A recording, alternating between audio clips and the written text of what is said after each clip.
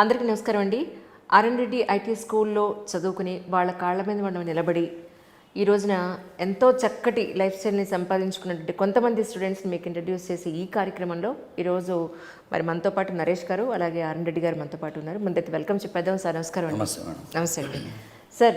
నాకు అనిపిస్తుంది అసలు ఆర్ఎన్ రెడ్డి ఫ్యాక్టరీ అనండి, ఆర్ఎన్ రెడ్డి స్కూల్ అనండి, ఇక్కడికి వచ్చేవాళ్ళు నిజంగా లైఫ్లో ఎంతో స్ట్రగుల్ అయ్యి వాళ్ళు చదివిన దానికి ఎక్కడెక్కడో వాళ్ళ డిస్సాటిస్ఫాక్షన్ ఉండి ఒక అసంతృప్తితోటి నాకంటూ ఒక గుర్తింపు ఉండాలి, నాకంటూ ఒక లైఫ్ స్టైల్ ఉండాలన్న పాయింట్లోనే మిమ్మల్ని వెతుక్కుంటూ వస్తున్నారని అనిపిస్తుంది ఎన్ని స్టోరీలు చూసిన తర్వాత. అంటే ఇక్కడ ఒక పాయింట్ ఏంటంటే వివిధ ప్రేక్షకులకి మీకు కూడా చెప్పేది ఏంటంటే, మేము ఇంట్రడ్యూస్ చేస్తున్న వాళ్ళంతా గ్యాప్ ఉన్న వాళ్ళు, డిఫరెంట్ బ్యాక్గ్రౌండ్ వాళ్ళని ఇంట్రడ్యూస్ చేస్తున్నాం. Yes sir.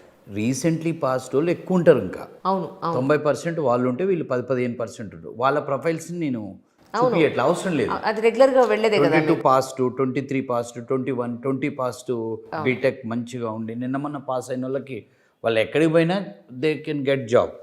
సో మన దగ్గర వాళ్ళు 80-90% ఉన్నారు. వాళ్ళ ఇంటర్వ్యూస్ మనం ఏం ప్రొజెక్ట్ చేయట్లేదు, ఎందుకంటే అది అవసరం లేదని నా అభిప్రాయం. సో ఇలాంటి బ్యాక్గ్రౌండ్ వాళ్ళు వల్ల ఏంటంటే ఇలా ఆగిపోయిన వాళ్ళకి చాలా కాన్ఫిడెన్స్ వచ్చి ఒక దారి దొరుకుద్ది అనేది నా ఆలోచన. Exactly sir. సో నరేష్ గారి గురించి ఏం చెప్తారు సార్? తను 2016లో బీటెక్ చేసి 2022లో ఎండింగ్లో వచ్చాడు మన కాడికి. ఎండ్లో వచ్చి 23లో ఎండ్లో అంటే 4-5 months తర్వాత, అంటే లైక్ అక్టోబర్ అట్లా వచ్చాడు. 2023లో జాన్లో ప్లేస్ అయ్యాడు. నరేష్ గారు మీరేంటి అసలు చూడడానికి చాలా స్ట్రగుల్ అయ్యాడు కదా. ఏది పెద్ద స్టోరీ, మీరు డీటెయిల్గా అడగండి. ఎందుకంటే తన అనుభవాలు చాలా మందికి ఉపయోగపడుతుంది. అవును, ఎలా మోసపోయాడు, ఎలా ఇబ్బందులు పడ్డాడు, మ్యారీడు, చాలా ఇబ్బంది. మీరేమండి అసలు తినరా? మీరు చాలా సన్నగా ఉన్నారండి. మణిగారి లాగా ఉండడం ఎలా ఉంటారా? మంచిదేగా మేడం, అంతేనంటారా?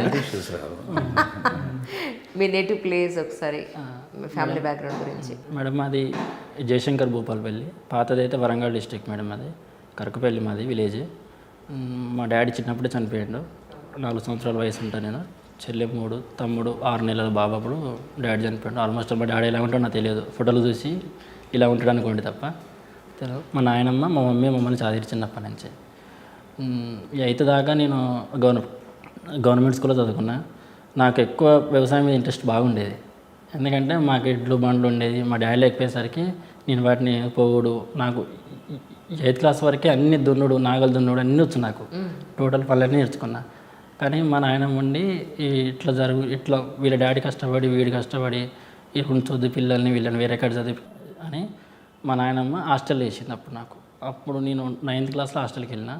అప్పుడు నాకు ఏం రాకపోయాడు. 2+2 ఎంత అంటే కూడా నాకు తెలియపోయేది. కానీ అప్పుడు నేను మా నాయనమ్మ చేరిగితే నన్ను ఆయన కూడా తీసుకుపోయి హాస్టల్లో జాయిన్ చేయించింది.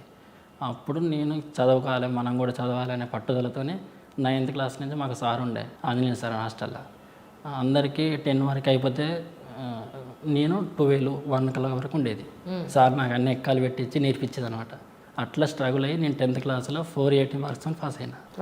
అప్పటి నుంచి నాది స్టడీ అనేది స్టార్ట్ అయింది. అప్పటి నుంచి ఆ తర్వాత 2016లో నా బీటెక్ కంప్లీట్ అయింది మేడం. కంప్లీట్ అయిన తర్వాత నేను 16 ఇక్కడ అమీర్పేటకు వచ్చిన. నాకు తెలియదు హైదరాబాద్ అప్పటికి ఎట్లుంటుంది ఏందనేది తెలియదు. ఇక్కడ రాగానే అన్ని ఫ్లెక్సీలు, బోర్డులు, పాంప్లెంట్లు అన్నీ మంచి పెట్టారు. ఇప్పుడు లేవు పాంప్లెంట్లు, కానీ 2016లో రోడ్డు నిండా పాంప్లెట్లు ఉండేది. ఇప్పుడు వేస్తలేరు పాంప్లెట్లు. అప్పుడు బాగా చేసేది. ఏం తీసుకొని అర్థం కాకపోయేది. ఇంకా తెలిసిన ఒక అతను అన్నుండి ఐఓఎస్ అప్పుడు బాగా భూమి ఉందని మేడం, అది తీసుకొని చెప్పింది మేడం. దానికి ఐఓఎస్ కావాలంటే 16 GB ర్యామ్ ఉన్న ల్యాప్టాప్, హై స్పెసిఫికేషన్ ఉన్న ఐఓఎస్ అది కావాలంటే మా వాళ్ళు 70,000 అయితే ఆ ల్యాప్టాప్ కొనిచ్చారు మేడం. కొనిచ్చి ఇంకా ఇన్స్టిట్యూట్కి వెళ్తాను మేడం. 2 months వెళ్ళినా, మంచిగా ప్రిపేర్ అవుతాను. ఇంకొక 3 months 4 months ఉంటే జాబ్ వచ్చేదేమో అట్లనే కష్టపడితే. ఇంకా మా ఫ్రెండ్ కూడా కలిసి ఇలా ఎందుకురా బ్యాక్ డోర్లు వెళ్ళొచ్చు, 2016లో అది. అట్లా అయిన తర్వాత వానికి రూమ్కి నేను ఎల్లుడు మొదలుపెట్టిన. నేను ఉండేది హాస్టల్లో, కానీ వాని రూమ్కి ఎల్లుడు, వానితో ఉండు. ఇక ఇన్స్టిట్యూట్ కూడా బంద్ పెట్టిన. ఇక బ్యాక్ డోర్ నుంచి వెళ్ళొచ్చు అది ఇది అని వాడు బండ్ల మీద అటు తిప్పుడు చేసిండు మేడం.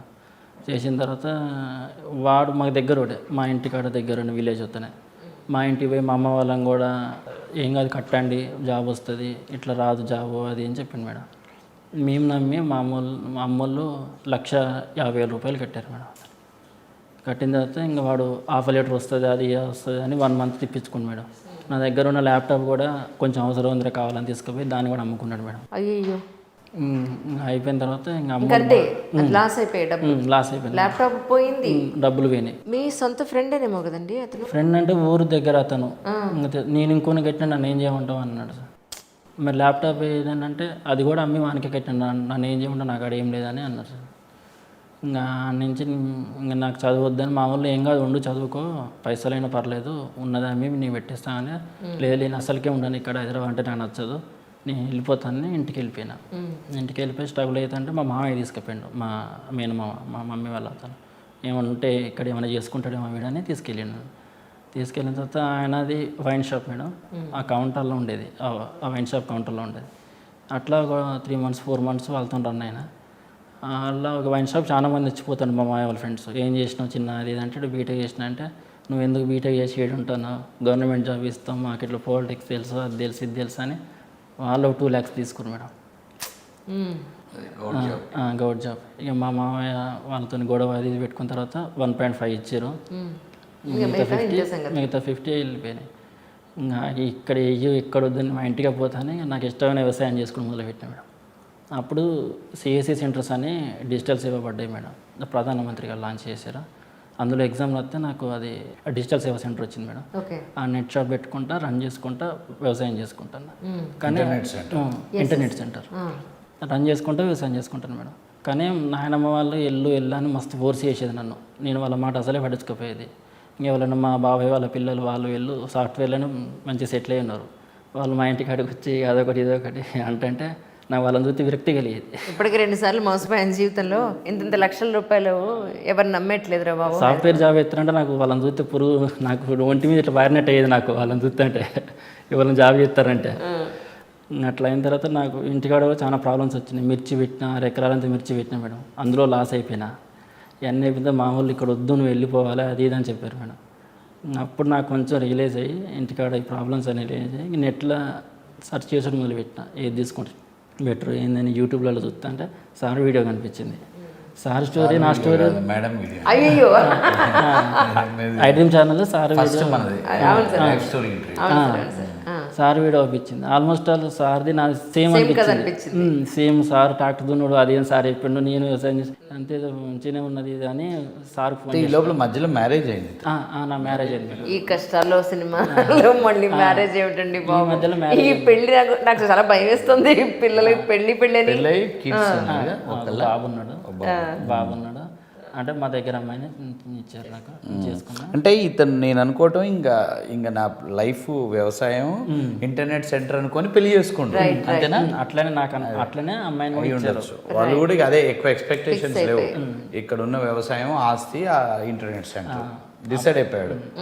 అప్పుడే సార్ ఫోన్ చేస్తే అక్కడ ఉండి మాట్లాడు కాదు ఇక్కడికి వచ్చి మాట్లాడాలి, ఒకరోజు వచ్చేసి ఇన్స్టిట్యూట్కి వచ్చేసి చెప్తాను నేను మొత్తం క్లారిటీ అని సార్ అన్నాడు.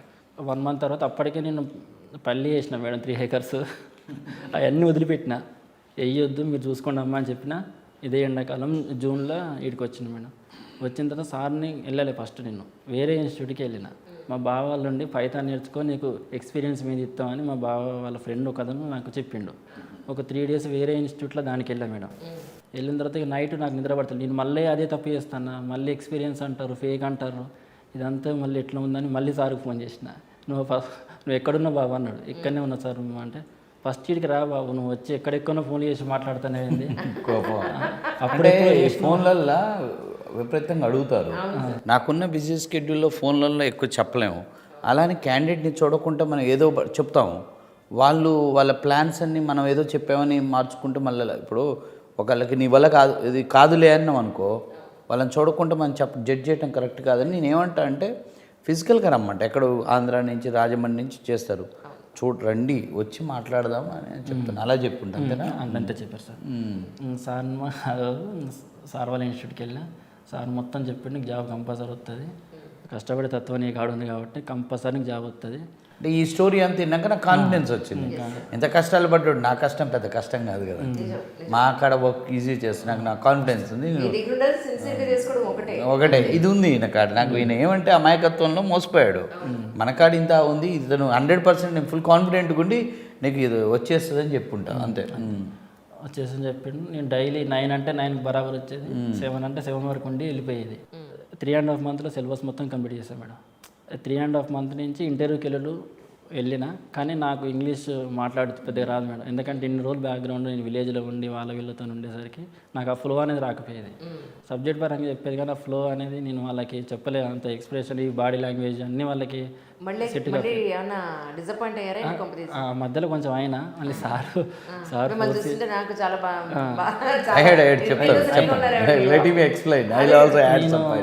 కనీసం ఒక 30 ఇంటర్లో వెళ్ళొచ్చు మేడం. ఆల్మోస్ట్ ఆల్ నేను కొన్ని ఫస్ట్ సెకండ్ రౌండ్లో వెళ్ళిన, ఆల్మోస్ట్ ఆల్ కొన్ని చాలా ఫైనల్ రౌండ్ దాకా కూడా పోయినా మేడం. ఫైనల్ రౌండ్ దాకా పోయినా కొన్ని రిజెక్ట్ చేసి ఉన్నాయి, ఒక 2 ఆఫర్లు వచ్చినాయి. సార్ వాటికి వద్దు, నీకు బెటర్ వస్తుందని అట్లా కూడా సార్ ఆఫ్ చేసి. కానీ 30 ఇంటర్వ్యూలు అటెండ్ అయినప్పుడు మళ్ళీ మీకు ఇక్కడ రాదు వచ్చింది మేడం. అట్లా ఆ థాట్ కూడా వచ్చింది. సార్ మోటివేట్ చేసిండు, కంపల్సరీ నీకు ఇంతకన్నా బెటర్ ప్యాకేజ్ వస్తుంది, వాడు నేను మిస్ అయినందుకు వాడి తర్వాత బాధపడతాడు ఆ కంపెనీ వాడు అని సార్ చెప్పాడు. కానీ సార్ నాకు అనిపిస్తుంది ఆయన చెప్పేది ఏంటంటే, వాళ్ళకి ఈ నాలెడ్జ్ ఇవ్వడం ఒక ఎత్తు అయితే, వాళ్ళకి మోరల్ సపోర్ట్, నీకేం పర్వాలేదు, ఇంతకన్నా బెటర్ ప్యాకేజ్ వస్తుంది, డిసప్పాయింట్ అవ్వద్దు అని ఒక మానసికంగా మీరు ఇచ్చే బలం ఏదైతే ఉందో అది చాలా గొప్ప విషయం సార్. ఉపయోగించుకుంటే సూపర్. అది ఇప్పుడు తనది చూడండి, 3.5 నెలల్లో సిలబస్ కంప్లీట్ చేశాడు. జనరల్గా ఏంటంటే 4-5 మంత్స్ పడుతుంది ఆ సిలబస్. మేము 4 మంత్స్ అని చెప్తాం కానీ 4-5 మంత్స్ పడుతుంది ఎంత ఎఫర్ట్స్ పెట్టినా. ఇతనికి ఉన్న ఆకలి, ఇతనికి ఉన్న బ్యాడ్ ఎక్స్పీరియన్సెస్లో ఆర్ఎన్ రెడ్డి కాడ రైట్ ప్లేస్కి వచ్చా. రైట్ సబ్జెక్ట్ నాది ఇంటుంటే ఏమవుతుందంటే చందమామ కథల్లాగా ఉంటాయి కోడింగ్. నా క్లాసు అర్థం అవుతుంది, అర్థమైన కొద్దీ వింటున్నాడు, రెయిన్బోలు కూర్చున్నాడు. 3.5 మంత్స్లో సిలబస్ కంప్లీట్ చేయటం అంటే 18 hours పెట్టి ఉంటాడు నా గెస్ ప్రకారం పెట్టాడు. ఎప్పుడైతే సిలబస్ కంప్లీట్ చేసుకొని వచ్చిండో మనవాడిని అందరి ముందు లేపి హైలైట్ చేశాను నేను. చూడండి మీరు ఎప్పుడు జాయిన్ అయ్యారు, తను సిలబస్ కంప్లీషన్ ఎంత అయింది, మీరు కూడా జాగ్రత్తగా ఎక్కువ అవర్స్ పెట్టండి అని చెప్తుంటాం. ఆ కాన్ఫిడెన్స్లో నేనేమనుకున్నా అంటే 2-3 ఇంటర్వ్యూలో మనోడికి జాబ్ వస్తుందని నేను నా మనసులో ఉంది. అయితే ఇతనుకి ఉన్న రూరల్ బ్యాక్గ్రౌండ్, కమ్యూనికేషన్స్లో కమ్యూనికేషన్ స్కిల్స్ కొద్దిగా డల్గా ఉన్నాయి అనేది నాకు 4-5 ఇంటర్వ్యూలకు పోయినాక అర్థమైంది. అర్థమైనప్పుడు మనం ఇంతకుముందు ఇంటర్వ్యూలలో మనం మాట్లాడుకున్నప్పుడు మొదటి ఇంటర్వ్యూలో జాబ్ వచ్చిన వాడు దురదృష్టవంతుడు, 50వ ఇంటర్వ్యూలో జాబ్ వచ్చిన వాడు అదృష్టవంతుడు. రీజన్ ఏంటంటే నా 50 మంది ఎక్స్పర్ట్స్ని వీళ్ళు కలుస్తారన్నది ఇతని విషయంలో జరిగింది. రెండోది, ఎవ్రీ ఇంటర్వ్యూలో మనం కొన్ని క్వశ్చన్స్ వస్తాయి, వాటి ప్రిపేర్ అయ్యి నెక్స్ట్ ఇంటర్వ్యూకి పోతాం. అలా ఫస్ట్ ఇంటర్వ్యూలో అడిగిన 10 క్వశ్చన్స్లో నెక్స్ట్ ఇంటర్వ్యూలో కనీసం ఒక క్వశ్చన్ దొరుకుద్ది. అలా మనకు 10 ఇంటర్వ్యూలు అయ్యేసరికి ఆల్మోస్ట్ ఇంటర్వ్యూలో ఏమడుగుతారో అదే ఉంటుంది. తర్వాత చెప్పడం ప్రాక్టీస్ చేసుకోవాలి, ఇదంతా జరగాలి. తన విషయంలో ఒక 10-15 ఇంటర్వ్యూలు అయ్యేసరికి టోటల్ ఇంటర్వ్యూస్కి ఎన్ని నెలలు పట్టింది నీకు? ప్రిపరేషన్ 3.5 కదా?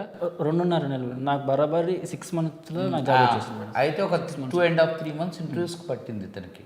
మనం అప్పుడు చెప్పిన పాయింట్ ఇతని కాడ ప్రూవ్ అయింది. ఇది చాలా వాల్యుబుల్ పాయింట్. చెప్పాను 10-15 ఇంటర్వ్యూలు అయినాక మనవాడు స్లోగా డల్ అవుతుండు. ఇతనితో ఉన్న వాళ్ళు వెళ్ళిపోతున్నారు. అంటే వాళ్ళు ముందు జాయిన్ అయిన వాళ్ళు కానీ ఇతనితో ఇంటర్వ్యూలో కలిసిపోతున్న వాళ్ళు వెళ్ళిపోతున్నారు. సో తను డల్ అయిపోతుంటే నేనేం చెప్పినట్టే, నరేష్ నువ్వు సబ్జెక్ట్ నేర్చుకున్నావు, నీకాడ హార్డ్ వర్కింగ్ మెంటాలిటీ ఉంది, నేనున్నా, మనకి ఇన్ని కంపెనీస్ ఉన్నాయి, నీకు జాబ్ ఎక్కడో ఉంటుంది, వెయిట్ చేయి, తొందరపడకు, నువ్వు ఓపికతో అటెండ్ అవ్వు, మల్టిపుల్ ఇంట్రెస్ట్ పడతాయి నీకు అని చెప్పా. పట్టేటట్టుంది, ఏం కాదన్నా. మన మాటలకి ఇన్నాడు. మళ్ళీ ఒక 5-6 విన్నాక ఒక 20కి వచ్చేసరికి మనోడు కొద్దిగా ఇంటికాడ ప్రాబ్లమ్స్, మరి ఈయనకి నైట్ కళ్ళు ఏమో వచ్చాయో ఏమో కానీ డల్ అయిపోయాడు.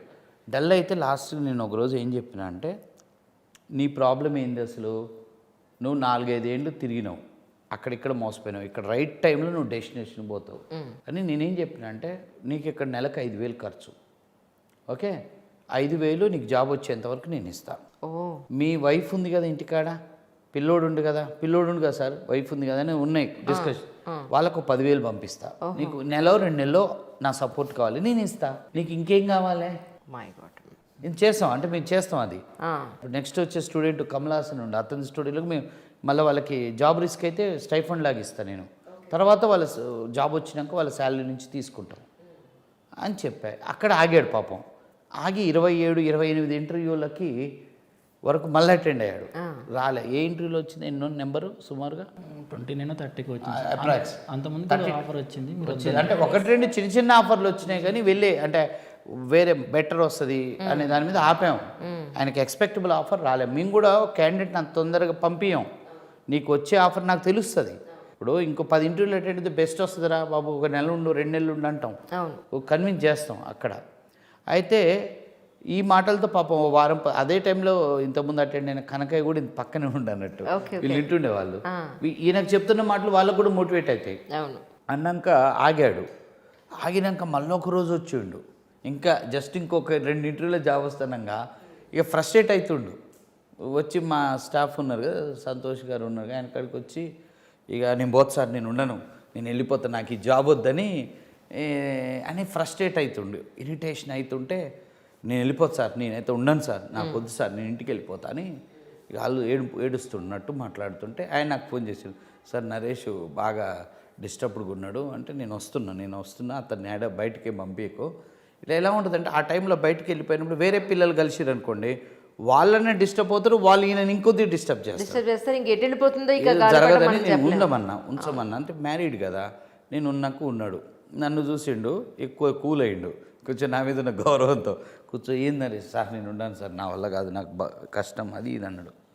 ఇప్పుడు నువ్వు పోయి ఏం చేస్తావు, మళ్ళీ వ్యవసాయం, ఇంటర్నెట్ సెంటరే కదా, ఇన్నాళ్ళు 7 ఏళ్ళు పోయింది, ఇక్కడ 6 నెలలు ఉన్నావు, ఇంకో నెల అవుతుంది, ఇంకో 2 నెలలు అవుతుంది, నీకు వస్తుందయ్యా, నీకు జాబ్ వస్తుంది, నా మాట విను అని కన్విన్స్ చేసి కూల్ చేసి పెట్టినా అది అన్నాక ఒక 10-15 రోజులు వచ్చినట్టుంది.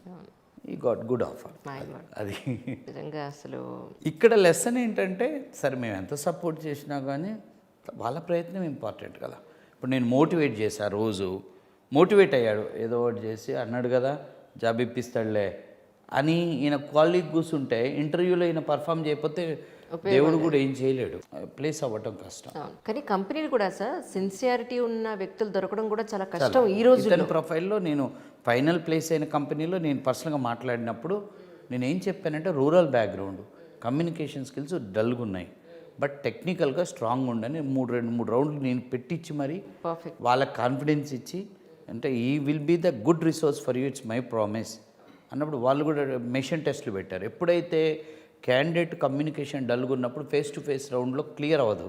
ఇప్పుడు అలాంటప్పుడు కంపెనీస్కి నేనేం చెప్తానంటే, మీకు వచ్చి ప్రాజెక్ట్ చేస్తారు, ప్రాజెక్ట్ అంటే డెవలప్మెంట్, మీరు ఆ రిలేటెడ్ టాస్క్లు ఇవ్వండి, 1-2 చూడండి, 2 రోజులు చెక్ చేసుకున్నాక ఆఫర్ రిలీజ్, అక్కడ క్లియర్ అయిపోయాడు. నాకు అతని స్ట్రెంత్ నాకు తెలుసు కదా, వాళ్ళు మెషిన్ టెస్ట్ పెట్టారు, క్లియర్ అయిపోయాడు. తర్వాత కమ్యూనికేషన్ స్కిల్స్ డెవలప్ చేసుకునే అవకాశం అది ఒకటి ఏమవుతుందంటే మేడం, నేను నా కెరియర్లో మొట్టమొదట నేను తెలుగు మీడియం బ్యాక్గ్రౌండ్ నుంచి వచ్చాను. నేను ఇంటర్వ్యూలు ఈరోజు నాకు బెంగళూరు నుంచి ఒక ఇంటర్వ్యూ ఉంది, టెలిఫోనిక్ కాల్ అన్న. అసలు టెలిఫోన్లో ఇంటర్వ్యూ ఏందిరా బాబు అనుకున్నా అప్పట్లో. అసలు వాళ్ళు ఏమడుగుతారు, అంత గంట సేపు నేను ఇంగ్లీష్లో మాట్లాడలేస్తున్నా అని కూర్చున్నా. టెలిఫోనిక్ ఇంటర్వ్యూ అటెండ్ అయినా, వాళ్ళు ఏదో అడిగారు నేనేదో చెప్పా, వాళ్ళు ఏదో అడిగారు నేనేదో చెప్పా, భయపడ్డా. అప్పుడున్న మార్కెట్లో అప్పుడు నాకు ఆఫర్ వచ్చింది ఆ 1 రౌండ్తోనే. బట్ అప్పట్లో నేను was unable to speak properly in English, but flow తర్వాత వస్తుంది. జాబ్లోకి వెళ్ళినాక మనం క్లయింట్ మీటింగ్స్లో ఖచ్చితంగా, ఇప్పుడు చాలా కంపెనీస్ మా దగ్గరికి వచ్చినప్పుడు కమ్యూనికేషన్ స్కిల్స్ కూడా బాగుండాలి అని అడుగుతారు. అప్పుడు నేను చెప్తాను వాళ్ళకి, ఎక్కువ రూరల్ బ్యాక్గ్రౌండ్ వాళ్ళు ఉన్నారు, అదైతే ఎక్స్పెక్ట్ చేయకండి, టెక్నికల్గా స్ట్రాంగ్ ఉన్నారు, డే బై డే ఇంప్రూవ్ అవుతారు. అయితే ఇప్పుడు మేము కొత్తగా ఏం చేస్తున్నాం అంటే, ఈ యొక్క ట్రైనింగ్ ప్రోగ్రాంలో ఒక ఇంగ్లీష్ ట్రైనర్స్ని తీసుకొని ఇప్పుడు మేము రెగ్యులర్గా న్యూ బ్యాచెస్కి ఎవ్రీడే ఒక 1-1.5 our communication skills classes plan చేస్తున్నాం. ఇప్పుడు అది అవసరం, కానీ అది లేకపోయినంత మాత్రాన బాధపడాల్సిన అవసరం లేదు. మీరు చాలా అదృష్టవంతులండి నరేష్ గారు, ఎందుకంటే మంచి గురువు దొరకడం చాలా అదృష్టం. మనం ఎంత ఎఫర్ట్ పెట్టినా అవతల వాళ్ళు మన గురించి కేర్ తీసుకునే వాళ్ళు అంటే దొరకడం కష్టం ఈ రోజుల్లో.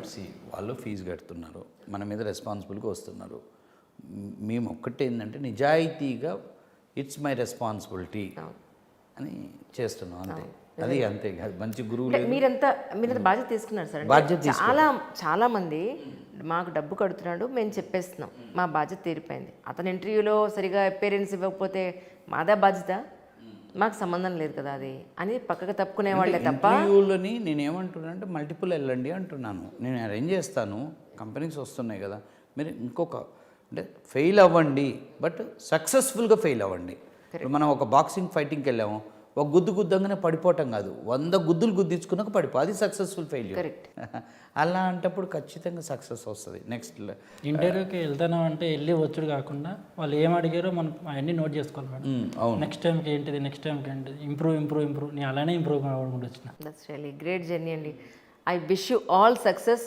మీరు ఇంకా కాన్ఫిడెంట్గా, ఇంకా ఆరోగ్యంగా, ఇంకొంచెం కాస్త సాలిడ్గా తయారై నెక్స్ట్ ఎంట్రీకి మళ్ళీ రావాలని కోరుకుంటున్నాను. ఇప్పుడు వైఫ్ అందరూ హ్యాపీ సార్. బాగుందండి. సో ఇక్కడికి వచ్చారా, తీసుకొచ్చా సార్. ఫ్యామిలీ పెట్టావా? నేను అదే చెప్పాను, నేనేమన్నా అంటే నువ్వు ఊరు వెళ్తావు ఇదంతా వద్దని, మళ్ళీ పిల్లలు అక్కడ స్కూల్స్లో చదువుతారు, ఒక జనరేషన్ గ్యాప్ వస్తుంది అని చెప్పారు సార్. ఇప్పుడు నువ్వు ఉన్నావు, ఇక హైదరాబాద్ వచ్చేస్తుంది ఫ్యామిలీ ఇంకో 6 నెలలకైనా, పిల్లలు ఇక్కడ స్కూల్స్ చదువుతారు, ఇక్కడ చదువుతారు.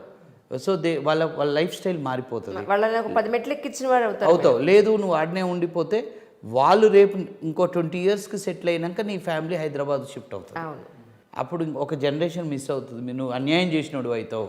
ఓపిక పట్టని చెప్పాను. మరి నిజమవద్దో so happy to meet you sir. Really thank you so much Naresh garu. Thank you. ఓ తరం డిస్టర్బ్ అయిపోద్ది. అవును, అక్కడ చదువుతారు కదా పిల్లలు. మళ్ళీ నువ్వు ఎలా భయపడుతూ వచ్చావో రేపు నువ్వు కొడుకు 20 ఏళ్ళకి ఇలానే భయపడుతూ వస్తాడు.